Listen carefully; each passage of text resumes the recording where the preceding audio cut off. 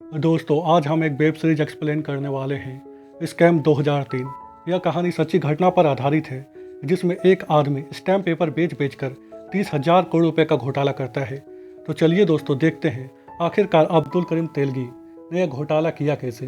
कहानी अब्दुल करीम तेलगी को दिखाते हुए स्टार्ट होती है, जिसे हॉस्पिटल में एक इंजेक्शन लगाकर उससे पूछताछ किया जा रहा था कि उसके साथ और कौन कौन शामिल है।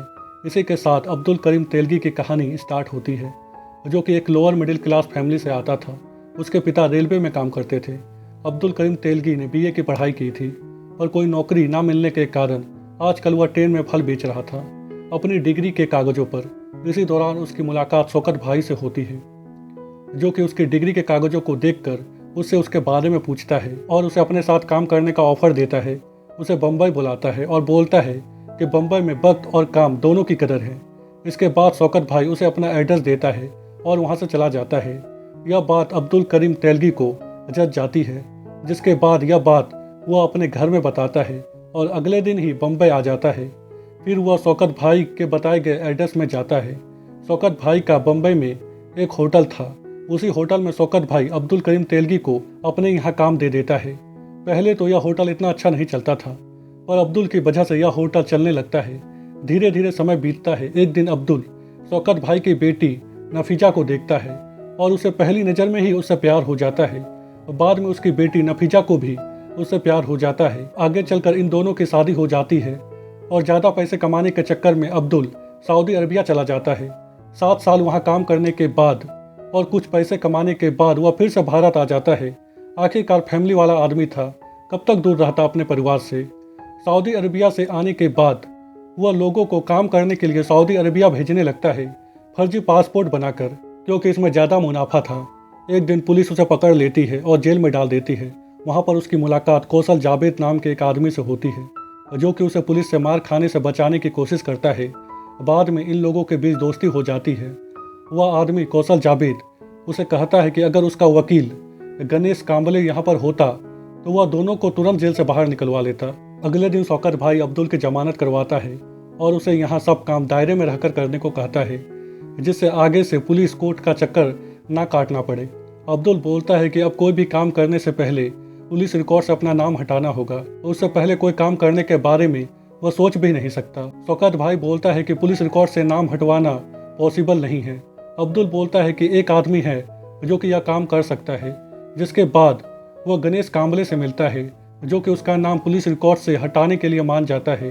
और इसके लिए गणेश कांबले उसे बोलता है कि पुलिस वाले को कम से कम 15,000 का रिश्वत खिलाना होगा, पर अब्दुल के पास 15,000 रुपये था नहीं। वह गणेश कांबले को बिजनेस दिखाता है और अपनी बातों में फंसाकर 15,000 रुपये उसी वकील को देने को कहता है और बोलता है कि इस केस के बाद उसका बहुत ही नाम होगा। इस फील्ड में जितने भी आदमी काम करते हैं सब लोग उसी के पास आएंगे अपना काम करवाने के लिए, और वह अपनी तरफ से भी उसे बहुत सारा क्लाइंट देगा। फिर क्या था, गणेश कांबले उसकी बात मान जाता है और उसका नाम पुलिस रिकॉर्ड से हटवा देता है। और बाद में कौशल उससे मिलने के लिए आता है और बिना पैसों के अपना नाम पुलिस रिकॉर्ड से हटवाने पर उसकी तारीफ करता है। अब्दुल ने ही उसे जेल से छुड़वाया था बिना पैसों के। इस हुनर को देखकर कौशल उसे अपने साथ काम करने का ऑफर देता है और बोलता है कि अगर लाइफ में ज़्यादा पैसे कमाना है तो हिम्मत दिखाना पड़ता है। जिसके बाद अब्दुल उसके साथ काम करने के लिए मान जाता है। तो कौशल उसे अपने साथ अपनी एक पुरानी फैक्ट्री में लेकर जाता है और कहता है कि तुमने शेयर मार्केट का नाम तो सुना ही होगा। इसके बाद जावेद उसे शेयर सर्टिफिकेट दिखाता है और कहता है कि बड़ी बड़ी कंपनियां शेयर बेचने के लिए इसी सर्टिफिकेट का उपयोग करती है। इसका उपयोग 5 ही बार होता है। इसके बाद यह सर्टिफिकेट बर्बाद हो जाता है और इन्हीं सर्टिफिकेट को हम कंपनी के चपरासी से बात कर खरीद लेते हैं। कंपनी के लिए यह शेयर सर्टिफिकेट रद्दी हो जाता है और इनकी ज़रूरत उन्हें कभी नहीं पड़ती, और इसी का उपयोग करके हम महीने का 15 से 16,000 रुपये कमा सकते हैं। इसके बाद जावेद उसे बताता है कि शेयर सर्टिफिकेट में कुछ स्टैंप लगा हुआ होता है, जिनकी कीमत 1, 2 या फिर 5 रुपये होती है, और इन्हीं स्टैंप को हम एक केमिकल के माध्यम से शेयर सर्टिफिकेट से बाहर निकालेंगे और उसे बिल्कुल नया करके बम्बई स्टॉक एक्सचेंज में ले जाकर किसी ब्रोकर को बेच देंगे। और ये लोग करते भी ऐसा ही हैं, पर ब्रोकर इन्हें ज़्यादा पैसे नहीं देता। कौशल समझ जाता है कि कोई आदमी है जो कि ब्रोकर को उनसे भी सस्ते में स्टैम्प बेच रहा है।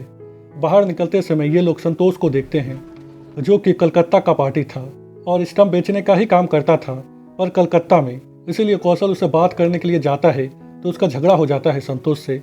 वह कहता है कि मैं यहाँ पर स्टम्प बेचूंगा, तुम्हें जो करना है तुम कर लो, और वहाँ से चला जाता है। इसके बाद कौशल अब्दुल को बताता है कि जितना भी रेवेन्यू स्टैम्प आता है सबसे पहले ओल्ड कस्टम हाउस में आता है और बाद में पूरे बम्बई में डिस्ट्रीब्यूट होता है।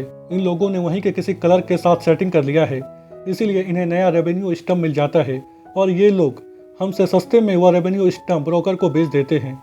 इसके बाद वह कहता है कि अगर हमें इस बिजनेस में टिकना है तो हमें भी यही करना होगा। जिसके बाद ये लोग ओल्ड कस्टम हाउस में जाते हैं और वहाँ पर किसी ऐसे आदमी को ढूंढते हैं जो कि इन्हें वह रेवेन्यू स्टम्प बाहर निकाल कर दे सके, और इन्हें वहाँ पर एक आदमी मिल भी जाता है, जिससे ये लोग ऑफिस ख़त्म होने के बाद रास्ते में उससे बात करते हैं और बोलते हैं कि हमें सब कुछ पता है रेवेन्यू स्टम्प के बारे में। वे लोग तुम्हें 15 रुपये देते हैं, हम तुम्हें 20 रुपये देंगे। इसके बाद अब्दुल्ला उसे कल रेवेन्यू स्टम्प लेकर पार्क में आने को कहता है।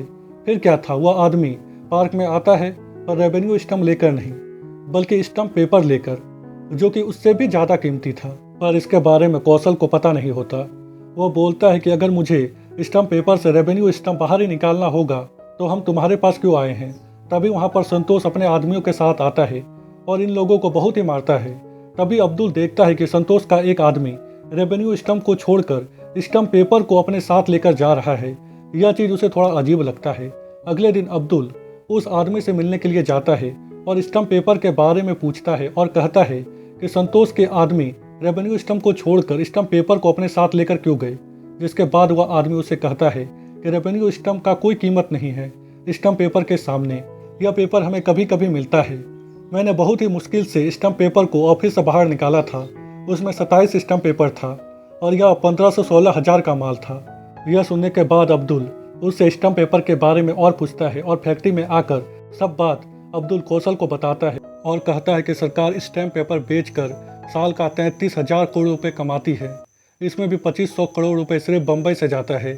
यह स्टैम्प पेपर हर चीज़ में काम आता है, प्रॉपर्टी खरीदना हो या फिर शादी करना हो या फिर प्रॉपर्टी किसी का नाम करना हो, हर चीज़ में इसी स्टैम्प पेपर का उपयोग होता है। अब्दुल उसे समझाने के लिए कहता है कि तुम ऐसा समझ लो, अगर देश का अर्थव्यवस्था कुबेर का खजाना है तो स्टम्प पेपर उसकी चाबी, और अगर हमने इससे 1% भी चुरा लिया तो सीधा 70 से 80 करोड़ का धंधा होगा। जिसके बाद ये लोग प्लानिंग करते हैं कि ये लोग किस तरह स्टैम्प पेपर को चुराएंगे। दरअसल उस टाइम देश का पूरा स्टैम्प पेपर नासिक में प्रिंट होता था, जिसके बाद सारा स्टैम्प पेपर नासिक से बम्बई के वादी बंडरा रेलवे स्टेशन में आता था और यहाँ से खपत के अनुसार पूरे देश में डिस्ट्रीब्यूट होता था। और अब्दुल का प्लान था कि ये लोग वादी बंदरा रेलवे स्टेशन से ही सारा स्टम्प पेपर चुराएंगे, और चुराएंगे भी इस तरह जिससे सरकार को इनके बारे में कुछ पता ना चले। और ये लोग करते भी ऐसा ही हैं। पहले ये लोग उस रेलवे स्टेशन पर पूरी तरह नज़र रखते हैं और पूरे प्रोसेस को समझते हैं, और बाद में अब्दुल वादी बंडा रेलवे स्टेशन के टीटी को अपने साथ मिला लेता है, जिसके देख रेख में यह सारा काम होता था। इसके बाद अब्दुल एक ऐसे आदमी के पास जाता है जो कि आर्ट डायरेक्टर था, जो कि फिल्मों के लिए नकली नोट, नकली कागज बनाता था। अब्दुल उसे कहता है कि फिल्म की शूटिंग के लिए उसे 500 और 1000 का स्टैम्प पेपर चाहिए, जो कि दिखने में बिल्कुल ओरिजिनल की तरह हो। इसके बाद अब्दुल उसे कहता है कि मूवी का डायरेक्टर मूवी के एक सीन में सारे स्टैम्प पेपर को जलाने वाला है, जिसके लिए हमें बहुत सारा स्टैम्प पेपर चाहिए। वह आदमी इन्हें स्टैम्प पेपर देने के लिए मान जाता है। इसके बाद अब्दुल उसे कहता है कि यह शूटिंग मद्रास में होने वाला है और यहाँ से इतना सारा स्टैम्प पेपर ले जाना ठीक नहीं होगा, तो आप मुझे प्रिंटिंग प्लेट ही दे दो, हम वहीं पर जाकर प्रिंट कर लेंगे। थोड़ी देर सोचने के बाद वह आदमी उसे प्रिंटिंग प्लेट देने के लिए मान जाता है। फिर क्या था, ये लोग एक आदमी के दुकान को किराए में लेते हैं जहाँ पर शादी का कार्ड प्रिंट होता था। दिन में वह आदमी अपना काम करता था और रात में ये लोग स्टैम्प पेपर को प्रिंट करते थे। इनका प्लान था कि ये लोग चलती हुई ट्रेन से स्टैम्प पेपर चुराएंगे, और यह काम करने के लिए इनके पास मात्र 6 से 8 मिनट का समय था। चलती हुई ट्रेन में चढ़ना, स्टैम्प पेपर चुराना, उसकी जगह दूसरा स्टैम्प पेपर रखना और सरकारी मुहर लगाकर ट्रेन से बाहर निकलना। फिर क्या था, ये लोग करते भी ऐसा ही है। इनका प्लान काम करता है और इन सब में वह टीटी इनकी बहुत ही मदद करता है। और जब ये लोग स्टैम्प पेपर को बेचने के लिए जाते हैं तो इनका ज़्यादा स्टैम्प पेपर नहीं बिकता। बहुत कोशिश करने के बाद ये लोग 8-10 स्टैम्प पेपर ही एक साथ एक ग्राहक को बेच पाते थे, वरना हर ग्राहक 2 या 3 ही स्टैम्प पेपर खरीदता था और इसमें इनका मुनाफा 35,000 ही हो पा रहा था। जावेद इस बात से बहुत ही खुश था, पर अब्दुल्ला नहीं, क्योंकि उसके पास बहुत सारा स्टैम्प पेपर था जिसे वह चुरा कर बल्क में बेच सकता था। और बहुत सारे पैसे कमा सकता था, पर उसके पास खरीदार नहीं था। अगले दिन उसकी बेटी का बर्थडे था, जिसे वह बहुत ही धूमधाम से मनाता है। उसके बिजनेस के बारे में उसके भाई को भी पता चल जाता है, पर अब्दुल उसे कुछ भी नहीं बताता। और बाद में अब्दुल एक ऐसे आदमी से मिलता है जिसे बल्क में स्टम्प पेपर चाहिए था, यानी कि एक साथ बहुत सारा। पर दिक्कत यह था कि वह लाइसेंस वेंडर से ही स्टम्प पेपर खरीद सकता था। इसीलिए अब्दुल्ला अपना लाइसेंस बनाने की कोशिश करता है। इस चक्कर में वह गणेश कांबले और एक आदमी से मिलता है, जो कि उसे बताता है कि लाइसेंस बनवाना इतना आसान नहीं है। इसमें हम कोई भी झोल नहीं कर सकते, हमें प्रोसेस से चलना होगा और इसमें बहुत ही समय लगता है। पर अब्दुल्ला को लाइसेंस अभी चाहिए था, इसलिए वो अपना जान पहचान बढ़ाता है यहाँ के इमाम से, यहाँ की पुलिस से, और इन सब में वह बहुत ही पैसे खर्च करता है। पर यह सब चीज़ कौशल को पसंद नहीं आ रहा था। अब्दुल एक नेता से मिलने के लिए उसके एनजीओ में पैसे भी डोनेट करता है। इसके बाद वह पुलिस और इमाम की मदद से उस नेता से मिलता है और उसे पैसे देता है उसका लाइसेंस बनवाने के लिए। फिर क्या था, नेताजी अब्दुल को लेकर ओल्ड कस्टम हाउस जाता है उसका लाइसेंस बनवाने के लिए। पर इसका कोई फ़ायदा नहीं होता, क्योंकि ओल्ड कस्टम हाउस में पहले से 2500 से ज़्यादा एप्लीकेशन जमा था स्टैम्प पेपर के लाइसेंस को पाने के लिए, और इसमें भी 800 से ज़्यादा एप्लीकेशन तो नेताजी के आदमियों ने ही डाला था। वहाँ का अधिकारी रानी नेताजी को बोलता है कि स्टैम्प पेपर बेचने के धंधे में ज़्यादा मार्जिन नहीं है। इसीलिए वह नेताजी को सलाह देता है और कहता है कि वह अपने आदमी को किसी और सेक्टर में घुसा दे। फिर क्या था, अब्दुल्ला उनकी बात समझ जाता है और वहाँ से निकलकर अपने फैक्ट्री में आ जाता है। फैक्ट्री में जावेद दारू पी रहा था। वह अब्दुल से पूछता है कि उसका लाइसेंस कहाँ है, और जब उसे पता चलता है उसे उसका लाइसेंस नहीं मिला तो उसे बहुत ही गुस्सा आता है। वह कहता है कि इसमें मेरा भी पैसा था जिसे तुमने पानी की तरह उड़ाया। इस बात पर इनके बीच झगड़ा हो जाता है। कौशल अब्दुल को बहुत ही मारता है और वहाँ से चला जाता है अपनी दोस्ती खत्म करके। अगले दिन अब्दुल उसी नेता तुकाराम से मिलने के लिए जाता है और उसे बोलता है कि उसे किसी और सेक्टर में बिजनेस नहीं करना है, उसे स्टम्प पेपर बेचने का ही लाइसेंस चाहिए। इसके लिए अब्दुल्ला उसे चुनाव लड़ने के लिए पैसे देने की बात कहता है। फिर क्या था, तुकाराम उसे अपने साथ लेकर अपने पार्टी के सीनियर लीडर मैडम गरिमा तारपड़े के पास जाता है, जो कि अब्दुल के इलाके का वोट और पैसे की लालच में उसकी मदद करती है। जिसके बाद अब्दुल और नेताजी गरिमा तारपड़े का अप्रूवल लेटर लेकर राणे के पास जाता है। फिर क्या था, अब्दुल्ला का लाइसेंस बन जाता है। इसके बाद अब्दुल्ला कौशल के पास जाता है और लाइसेंस दिखाते हुए उसे अपने साथ काम करने को कहता है। पर कौशल उसकी बात नहीं मानता और कहता है कि मुझे 2 का 4 करना है और तुम्हें 2 का 40। यह कहकर वह उसके साथ काम करने से मना कर देता है। जिसके बाद अब्दुल अपने साथ कुछ आदमियों को रखता है काम करने के लिए, अपने भाई को और तुकाराम के कुछ आदमियों को जिसे उसने पैसे डोनेट किए थे। फिर क्या था, अब्दुल्ला का स्टैम्प पेपर बेचने का बिजनेस चल पड़ता है। उसके पास अब लाइसेंस भी था, इसलिए अब उसे बल्क में स्टैम्प पेपर बेचने में कोई दिक्कत नहीं हो रही थी। अब्दुल्ला अपने मुनाफे से हर महीने सबको उनका कट पहुंचा देता था, जिससे उसे बिजनेस चलाने में भी कोई दिक्कत नहीं आ रही थी। अब्दुल्ला अपना एक घर भी खरीदता है अपनी पत्नी के नाम पर। फिर आता है इलेक्शन का समय, जिसमें दूसरी पार्टी का जीत होता है। अब्दुल्ला गरिमा तारपड़े के पार्टी को छोड़कर भाबिया ईमानदार के पार्टी को कट देने लगता है। इसी तरह कुछ दिन बीतता है। एक दिन भाबिया ईमानदार को 1989 का स्टैम्प पेपर की जरूरत पड़ती है।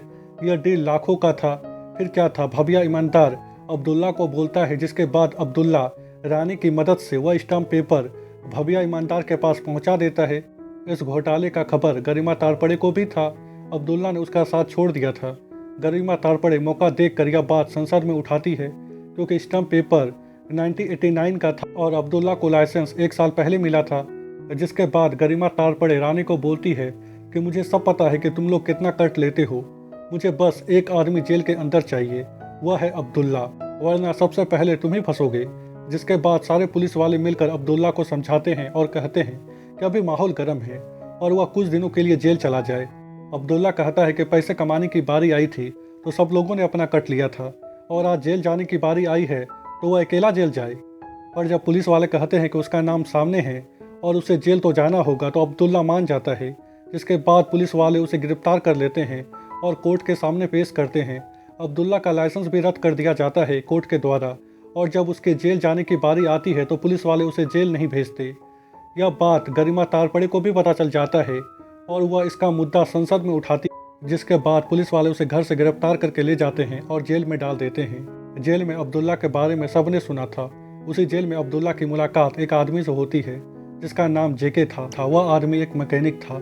और कुछ दिनों में जेल से बाहर निकलने वाला था, वह आदमी जेके अब्दुल्ला को एक नकली सिक्का देता है और बोलता है कि यह सिक्का हमेशा आपको मेरी याद दिलाती रहेगी। इसके बाद वह आदमी बोलता है कि बाहर निकलने के बाद अगर साथ मिलकर कोई काम करना हो तो वह नासिक आ सकता है। कुछ दिनों बाद अब्दुल्ला भी जेल से छूट जाता है। उसे लेने के लिए शौकत भाई आता है, जो कि उसे कुछ पैसे देता है और बोलता है कि वह उसकी बेटी का पीछा छोड़ दे। इसके बाद वह कहता है कि मेरी बेटी की ज़िंदगी तुम्हारे साथ बर्बाद हो, इससे अच्छा है कि मैं अपनी बेटी को अपने पास रख लूँ। और जाने से पहले शौकत भाई उसे कहता है कि हो सके तो वह नफीजा को फ़ोन से 3 बार तलाक कह दे और वहाँ से चला जाता है। पर अब्दुल्ला शौकत भाई की बात नहीं मानता और कहता है कि वह अपनी पत्नी से बहुत प्यार करता है और वह उसके बिना नहीं रह सकता। इसके बाद अब्दुल्ला अपनी पत्नी को लेकर अपने घर चला जाता है और उसके साथ जितने भी लोग काम करते थे वह सबको पैसे देता है और बोलता है कि ज़रूरत पड़ेगी तो मैं तुम लोगों को फिर से बुलाऊंगा। तभी उसे जेके की याद आती है, जिसके बाद वह उसे कॉल करता है और फिर उसके पास काम करने के लिए नासिक जाता है। जेके का नासिक में एक भंगार का बिजनेस था। वह सरकारी और गैर सरकारी कंपनियों से ऑप्शन में भंगार खरीदता था और उसे आगे बेचता था। जेके अब्दुल्ला को बोलता है कि उसके पास एक बहुत ही अच्छा प्लान है और इसमें नासिक प्रिंटिंग प्रेस के भी कुछ लोग शामिल हैं और यह प्लान उन्हीं का है। जिसके बाद वह अधिकारी अब्दुल्ला से मिलने के लिए आते हैं और उसे अपने प्लान के बारे में बताते हैं। वह अधिकारी कहते हैं कि वे लोग नासिक प्रिंटिंग प्रेस में 14 सालों से क्वालिटी चेक डिपार्टमेंट में काम कर रहे हैं। वहाँ पर हर दिन हजारों में स्टम्प पेपर प्रिंट होता है। उसमें बहुत सारे स्टम्प पेपर को रिजेक्ट कर दिया जाता है उसकी प्रिंटिंग क्वालिटी ख़राब होने की वजह से, और इन सब की एंट्री एक ऑफिशियल बुक में होती है। इसके बाद वह अधिकारी बोलते हैं कि हम उसी बुक में हेरा फेरी करके रोज के 600 से 700 स्टम्प पेपर चुरा लेंगे। जेके बोलता है कि हमारा काम बस स्टम्प पेपर बेचना होगा। अब्दुल्ला अधिकारी से पूछता है कि हर रोज कितना स्टम्प पेपर रिजेक्ट होता है, तो अधिकारी उसे बताता है कि 40 से 50। अब्दुल्ला उसे कहता है कि अगर मैं स्टम्प पेपर बेच भी दूँ ना तो यह धंधा ज़्यादा दिनों तक नहीं चलेगा और हम सब पकड़े जाएंगे। जब क्वालिटी कंट्रोल डिपार्टमेंट को पता चलेगा तो वह पूछेगी ना कि 50 से 600 का आंकड़ा कैसे हो गया, और वह सारे रिजेक्टेड माल को फिर से चेक करेगी, तो तुम लोग पकड़े जाओगे। यह कहकर अब्दुल्ला वहाँ से उठकर जाने लगता है। जेके उसे पूछता है कि तब तुम ही बताओ कि यह धंधा कैसे चलेगा, जिसके जवाब में अब्दुल्ला कहता है कि हमें प्रिंटिंग प्रेस के सबसे सीनियर अधिकारी को अपने साथ मिलाना होगा। जिसके बाद अब्दुल्ला उसे अपने साथ भंगार के ऑप्शन में ले जाता है और बोलता है कि वहाँ पर वह सीनियर अधिकारी मधुसूदन मिश्रा उसे मिल जाएगा। और जब अब्दुल्ला उसे बात करने वाला होता है तभी उसकी नज़र एक प्रिंटिंग मशीन में पड़ती है जिसे भंगार के लिए ऑप्शन में रखा गया था। जिसे देखने के बाद अब्दुल्ला के दिमाग में एक आइडिया आता है और वह मधुसूदन मिश्रा से बात नहीं करता और जेके को कहता है कि उसके पास एक और प्लान है। जिसके बाद अब्दुल्ला अपने प्लान के बारे में जेके और नासिक प्रिंटिंग प्रेस के उन दोनों अधिकारी को बताता है और उनसे पूछता है कि प्रिंटिंग मशीन को ऑप्शन में कैसे खरीदा जा सकता है। जिसके बाद वे दोनों अधिकारी उसे बताते हैं कि प्रिंटिंग मशीन को ऑप्शन में खरीदना लगभग नामुमकिन है। इसके बाद वह अधिकारी कहते हैं कि हर 3 से 4 सालों में एक बार ऑप्शन होता है। अगर प्रिंटिंग मशीन खराब हुआ तो इसमें भी किसी कंपनी को पूरी प्रिंटिंग मशीन ऑप्शन में नहीं बेचा जाता। प्रिंटिंग मशीन के पार्ट को अलग अलग करके अलग अलग कंपनियों को बेचा जाता है। इसके बाद वह दोनों अधिकारी अब्दुल को कहते हैं कि इससे भी बड़ी बात यह है कि प्रिंटिंग मशीन का सबसे इम्पोर्टेंट पार्ट, उसका ब्लेड ऑप्शन में रखा ही नहीं जाता, उसे नष्ट कर दिया जाता है और उसके बिना हम कुछ नहीं कर सकते। इसके बाद वह दोनों अधिकारी कहते हैं कि यह सारा काम मधुसूदन मिश्रा के देख रेख में होता है और वह बहुत ही ईमानदार व्यक्ति है। फिर क्या था, अब्दुल्ला मधुसूदन मिश्रा को अपने साथ मिलाने की कोशिश करता है, उसे एक वॉच गिफ्ट में देता है, पर मधुसूदन मिश्रा उसकी बातों पर नहीं आता और उसकी बेइज्जती करके उसे ऑफिस से बाहर निकाल देता है। इससे साबित हो जाता है कि मधुसूदन मिश्रा बहुत ही ईमानदार था, पर अब्दुल्ला भी कहाँ हार मानने वाला था। वह उसकी कमजोरी का लाभ उठाता है। मधुसूदन मिश्रा ईमानदार तो था, पर रिस्पेक्ट और इज्जत का बहुत ही बड़ा भूखा था। वह 10 सालों से नासिक के प्रिंटिंग प्रेस में काम कर रहा था, पर आज तक उसे प्रमोशन नहीं मिला था। फिर क्या था, अब्दुल्ला तुकाराम से मिलता है और मधुसूदन मिश्रा को प्रमोशन दिलाने की बात कहता है। तुकाराम उसे बोलता है कि इसमें 25 लाख रुपए खर्च होगा। अब्दुल्ला मान जाता है। इसके बाद तुकाराम उसे कैबिनेट मिनिस्टर से मिलवाता है और 25 लाख रुपए देकर उसका प्रमोशन करवाने की बात कहता है।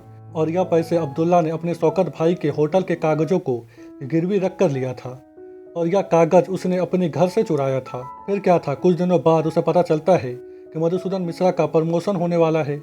यह सुनकर अब्दुल्ला बहुत ही खुश हो जाता है और सबसे पहले मधुसूदन मिश्रा को जाकर बधाई देता है ताकि उसे पता चले कि यह प्रमोशन उसे किसने दिलाया है।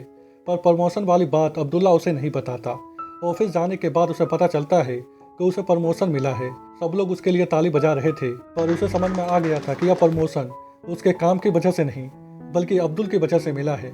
फिर क्या था, मधुसूदन मिश्रा अब्दुल के पास जाता है और कहता है कि वह 10 सालों से नौकरी कर रहा है, ईमानदारी और मेहनत के साथ, पर किसी को भी उसकी ईमानदारी और मेहनत नहीं दिखी और तुमने बस 2 दिनों में मुझे प्रमोशन दिला दिया। इसके बाद मधुसूदन मिश्रा कहता है कि मुझे यह प्रमोशन नहीं चाहिए, पर अब्दुल्ला के समझाने पर वह प्रमोशन भी लेता है और उसके साथ काम करने के लिए भी मान जाता है। फिर क्या था, अब्दुल्ला के कहने पर मधुसूदन मिश्रा एक स्टैम्प पेपर प्रिंट करने वाले मशीन को खराब घोषित करवाता है। इसमें वह दोनों अधिकारी भी उसका साथ देते हैं। मशीन का ऑप्शन किया जाता है जिसमें अब्दुल्ला अपने पुराने साथियों के साथ और अपने भाई के साथ उस ऑप्शन में भाग लेता है। अब्दुल्ला ने पहले ही अपने साथियों के नाम पर अलग अलग कंपनी रजिस्टर करवा दिया था ताकि वे लोग इस ऑप्शन में भाग ले सके, और ऑप्शन में सबसे ज़्यादा बोली लगाने के लिए अब्दुल्ला ने वहाँ के परचेस अधिकारी को अपने साथ मिला लिया था। फिर क्या था, ये लोग बिना अमाउंट भरे प्रिंटिंग मशीन खरीदने के लिए बिड करते हैं। परचेस अधिकारी इनका था, तो वह अधिकारी सबसे ज़्यादा अमाउंट इनके कागज में लिख देता है, जिससे इन लोगों को प्रिंटिंग मशीन मिल जाता है। और अब जहाँ तक बात थी प्रिंटिंग मशीन के बिलेट का, तो बिलेट मधुसूदन मिश्रा ने इन्हें लाकर दे दिया था। दरअसल प्रिंटिंग मशीन के बिलेट के ऊपर एक स्टील का बॉक्स होता है और उसके अंदर ओरिजिनल बिलेट होता है। मधुसूदन मिश्रा बिलेट काटने से पहले उस बॉक्स से ओरिजिनल बिलेट बाहर निकाल लेता है और उसकी जगह एक नकली बिलेट वहाँ पर रख देता है, जिसके बाद वह बिलेट भी कट जाता है और अब्दुल्ला को प्रिंटिंग मशीन का ओरिजिनल बिलेट भी मिल जाता है और किसी को कुछ पता भी नहीं चलता। फिर क्या था, ये लोग स्टैम्प पेपर प्रिंट करते हैं। वे दोनों अधिकारी चेक करके बताते हैं कि स्टैम्प पेपर ओरिजिनल की तरह ही है। इसके बाद अब्दुल्ला रानी के पास जाता है और अपने साथियों के नाम पर स्टैम्प पेपर बेचने के लिए लाइसेंस मांगता है, और अप्रूवल के लिए अब्दुल्ला गरिमा मैडम को साथ लेकर आया था। फिर क्या था, गरिमा मैडम को देखने के बाद रानी अब्दुल्ला को लाइसेंस बनाकर दे देता है, जिसकी मदद से अब्दुल्ला पूरे बम्बई में स्टैम्प पेपर धड़ल्ले से बेचता है। स्टैम्प पेपर बेचने के लिए उसने लोगों को काम पर भी रखा था। अब्दुल्ला अपना ऑफिस भी खोलता है और सबको कमीशन खिलाता है, एक चपरासी से लेकर एक एमएलए तक। इस बार अब्दुल्ला अगली बार की तरह गलती भी नहीं करता, वह सबको कमीशन खिलाता है, जो पार्टी गद्दी में है उसको भी और जो पार्टी गद्दी में नहीं है उसको भी। इसीलिए उसे स्टैम्प पेपर बेचने के बिजनेस में कोई दिक्कत नहीं होती। अब्दुल्ला स्टैम्प पेपर बेचने का बिजनेस कर्नाटक में भी स्टार्ट करता है।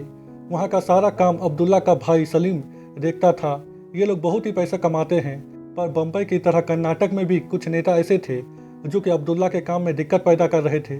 फिर क्या था, अब्दुल्ला उन्हें भी पैसे खिलाता है और उसका बिजनेस वहाँ भी चल पड़ता है, और आगे से स्टैम्प पेपर बेचने के बिजनेस में उसे कोई दिक्कत ना हो, और दिक्कत हो भी तो जनता उसके साथ हो। इसीलिए अब्दुल्ला सलीम को चुनाव लड़ने की तैयारी करने को कहता है अपने गांव खानापुर से, क्योंकि उसे पता था कि अगर पब्लिक उसके साथ होगी तो नेताओं को कुछ करने से पहले एक बार सोचना होगा। फिर क्या था, सलीम चुनाव लड़ने की तैयारी करता है। अब्दुल्ला अपने गांव में एक बहुत बड़ा घर बनाता है। यह सब चुनाव के लिए ही हो रहा था। इसी बीच शौकत भाई की भी मौत हो जाती है और यह समय था 1998 का। अब्दुल्ला को बिजनेस करने में कोई दिक्कत नहीं आ रही थी, पर अब्दुल्ला और पैसे कमाना चाहता था। इसीलिए अब्दुल्ला अपने सेल्समैन को बिजनेस बढ़ाने को कहता है, तो वह बोलता है कि यह मुमकिन नहीं है, मार्केट में जितना डिमांड होगा उतना ही सेल होगा। इसके बाद वह सेल्समैन कहता है कि मार्केट में जितना कोई और वेंडर स्टैम्प पेपर बेच रहा है उससे ज़्यादा हम बेच रहे हैं, और अगर आपको ज़्यादा डिमांड चाहिए तो आपको कंपटीशन ख़त्म करना होगा, तभी डिमांड बढ़ेगी। और हमारा कंपटीशन सरकार, बैंक और जितने भी स्टैम्प पेपर बेचने वाला इंस्टीट्यूट है उन सब के साथ है, और इन्हें ख़त्म करना लगभग नामुमकिन है सर। अब्दुल्ला कुछ सोचता है। फिर क्या था, वह नासिक के प्रिंटिंग प्रेस में जाता है मधुसूदन मिश्रा से मिलने के लिए, और अब्दुल्ला उसे कहता है कि उसे अपना स्टैम्प पेपर बेचने के लिए कंपटीशन खत्म करना होगा। मधुसूदन मिश्रा बोलता है कि उसके बिजनेस में कंपटीशन है कहाँ, उसकी तो अकेले की मोनोपोली है। इसके बाद अब्दुल्ला उसे बोलता है कि कंपटीशन तो है नासिक प्रिंटिंग प्रेस, और अब्दुल्ला उसे नासिक प्रिंटिंग प्रेस को कुछ दिनों के लिए बंद करने को कहता है। यह सुनने के बाद मधुसूदन मिश्रा चौंक जाता है और कहता है कि यह उसके हाथ में नहीं है। अब्दुल्ला मधुसूदन मिश्रा को बोलता है कि वह मेंटेनेंस के नाम पर नासिक प्रिंटिंग प्रेस को बंद कर दे। पहले तो वह मना करता है, पर बाद में मधुसूदन मिश्रा मान जाता है पैसों के लालच में। इसके बाद अब्दुल्ला रानी को एक डिस्क देता है और बोलता है कि इसके अंदर पूरे बिजनेस का ब्यौरा है, और रानी जब उस डिस्क को अपने ऑफिस के कंप्यूटर में लगाता है तो उसके ऑफिस का सारा कंप्यूटर हैक हो जाता है, क्योंकि उस डिस्क में एक वायरस था। अब्दुल्ला ऐसा इसीलिए करता है ताकि ओल्ड कस्टम हाउस में स्टैम्प पेपर ऑर्डर करने का जो भी डाटा था वह सारा डाटा नष्ट हो जाए। उनके पास ऑर्डर का ना डाटा होगा और ना ही वे लोग स्टैम्प पेपर डिलीवरी कर पाएंगे। इससे मार्केट में स्टैम्प पेपर की कमी होगी और डिमांड बढ़ेगा और अब्दुल्ला अपना स्टैम्प पेपर बेचकर पूरे मार्केट को अपनी तरफ कर लेगा। और होता भी ऐसा ही है, मार्केट में स्टैम्प पेपर की कमी पड़ती है और डिमांड बढ़ता है। अब्दुल्ला का सारा स्टैम्प पेपर बिक जाता है। मशीन की इतनी कैपेसिटी थी नहीं कि अब्दुल्ला उससे और ज़्यादा स्टैम्प पेपर छाप सके। फिर क्या था, अब्दुल्ला मधुसूदन मिश्रा को कहकर फिर से ऑप्शन में एक मशीन खरीदता है और पूरे मार्केट में अपना स्टैम्प पेपर बेचता है। इसी बीच इलेक्शन होता है और उसका भाई जीत भी जाता है। पर बम्बई में इस बार 3 पार्टियों ने मिलकर चुनाव जीता था, तो अब्दुल्ला को बिजनेस चलाने में दिक्कत होने लगती है। तो अब्दुल्ला तीसरे पार्टी को भी पैसा खिलाने लगता है। अब्दुल्ला सबको दिखाता है कि उसका बिजनेस बहुत ही छोटा है और इसका फायदा भी उसे मिलता है। उसे सबको कम रिश्वत खिलाना पड़ता है, पर अब्दुल्ला टाइम में सबको उनका कमीशन पहुंचा देता था, इसीलिए उसे बिजनेस चलाने में कोई दिक्कत नहीं होती। और अब्दुल्ला हमेशा पार्टी करने के लिए एक नाइट डांस बार में जाता था। वहाँ पर अब्दुल्ला लड़कियों को नाचता हुआ देखता था। उसी में से एक लड़की उसे बहुत ही पसंद थी। वह हमेशा उसी को नाचते हुए देखता था। पर आज और पहले में बस इतना अंतर था कि आज अब्दुल्ला उस लड़की के ऊपर कुछ पैसे उड़ाता है। वहाँ पर एक और दमदार पार्टी होता है जो कि अब्दुल्ला के पैसे उड़ाने के बाद स्टेज में जाकर उस लड़की के ऊपर पैसे उड़ाता है और अब्दुल्ला से ज़्यादा पैसे उड़ाता है उसे दिखाकर। फिर क्या था, अब्दुल्ला भी स्टेज में जाता है और मैनेजर को सारी लड़कियों को स्टेज से उतारने को कहता है सिवाय उस लड़की के, और उसके ऊपर पैसे उड़ाने लगता है। वह आदमी भी उस लड़की के ऊपर पैसे उड़ाने लगता है। इनके बीच कंपटीशन स्टार्ट हो जाता है। थोड़ी देर बाद अब्दुल्ला का पैसा खत्म हो जाता है। यह देखकर वह आदमी गाली देते हुए अब्दुल्ला को कहता है कि औकात होना चाहिए। औकात, यह बात सुनकर अब्दुल्ला को बहुत ही गुस्सा आता है। औकात वाली बात उसके दिल में लग जाती है। तभी जेके स्टेज में आता है और अब्दुल्ला को अपने साथ ले जाता है। पर अब्दुल्ला कहाँ मानने वाला था। जिसके पास पैसा हो, अगर उस आदमी को कोई औकात दिखाए तो वह आदमी अपनी औकात दिखाए बिना कहाँ मानता है। अब्दुल्ला भी अपनी औकात दिखाने के लिए सेठी को कॉल करता है। जेके उसे रोकने की बहुत ही कोशिश करता है, पर अब्दुल्ला उसकी बात नहीं मानता। फिर क्या था, अब्दुल्ला की एक कॉल से वहाँ पर पैसों की लाइन लग जाती है। अब्दुल्ला उस आदमी को वहीं पर रुकने को कहता है और अपनी औकात दिखाता है। उस लड़की के ऊपर बहुत पैसे उड़ाता है, लगभग 90 लाख रुपया। इतना सारा पैसा देखकर सब लोग चौंक जाते हैं। अब्दुल उस आदमी को गाली देते हुए उसकी औकात याद दिलाता है। फिर क्या था, रात गई बात गई? नहीं, यह बात पूरे शहर में फैल जाती है। अगले दिन जब अब्दुल्ला जागता है तो उसे इंस्पेक्टर बॉम्बे का कॉल आता है, जो कि उसे सुपरस्टार कहता है और बोलता है कि जो आदमी एक दिन में 90 लाख रुपए उड़ा दे वह सुपरस्टार ही होता है। इसके बाद बॉम्बे उसे कहता है कि वह सबसे बड़ा चूतिया है जो कि नकली पैसों में असली पैसे उड़ा कर आया है। अब्दुल कहता है कि किसके पास 90 लाख रुपया कैश में होता है, यह बात गलत है। तभी हम अब्दुल के बेड में उसी लड़की को देखते हैं जिसके ऊपर कल अब्दुल ने 90 लाख रुपया उड़ाया था। फिर क्या था, खबर तो पूरे शहर में फैल ही गया था। अब्दुल को एक एक करके उसके साथियों का कॉल आने लगता है। सब लोग अपना कमीशन बढ़ाने को कहते हैं। तभी जेके का कॉल आता है जो कि उसे बोलता है कि कल मैंने तुम्हें रोकने की बहुत कोशिश की पर तुमने मेरी बात नहीं मानी। तुमने मुझे कहा था कि हमें सबके सामने बहुत ही छोटा बनकर रहना है, पर आज तुम इतने बड़े बन गए हो कि सब लोग तुम्हें नोचने के लिए तैयार बैठे हैं। सुबह से मुझे 50 कॉल आ चुका है। और इसी के साथ स्कैम 2003 की यह कहानी, जो कि सच्ची घटना पर आधारित है, यहीं पर ख़त्म हो जाती है। आगे का एपिसोड जब भी आएगा मैं उसका एक्सप्लेनेशन अपलोड कर दूंगा। ऐसे इसका बाकी का एपिसोड नवंबर में आने की उम्मीद है। तो दोस्तों, अगर आपको वीडियो पसंद आए तो आप हमारे चैनल को सब्सक्राइब करें और वीडियो को लाइक करना ना भूलें। थैंक यू, धन्यवाद।